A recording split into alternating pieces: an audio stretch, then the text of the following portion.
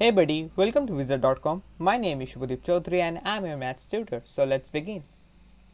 According to the question, we have been given three expressions in terms of y and we have to find f1 multiplied by f2 minus f3, where each of these f1, f2 and f3 is a linear polynomial in y. Rather we can say monomial because there is only one variable.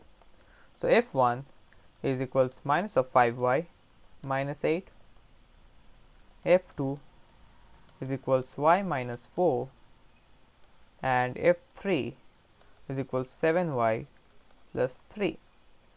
Therefore, f1 multiplied by f2 will be equals minus of 5y minus 8 multiplied by y minus 4. So it will be equals minus of 5y multiplied by y minus 4, and then we have minus of 8 multiplied by y minus 4. So minus of 5y multiplied by y will become minus of 5y square. Minus of 5y multiplied by minus of 4 will become 20y, and then we have minus of 8y, and plus minus of 8 multiplied by minus of 4 will become 32. So it will be minus of 5y square plus 12y plus 32.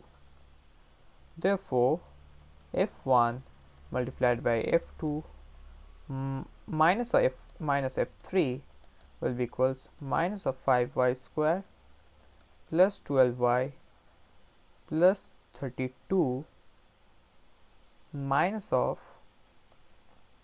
7y plus 3.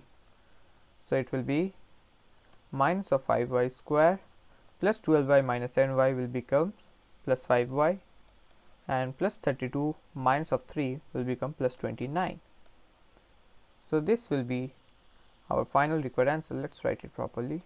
So f1 multiplied by f2 minus of f3 will be equals minus of 5y square plus 5y plus 29. So this will be our required final answer. Thank you and have a great day.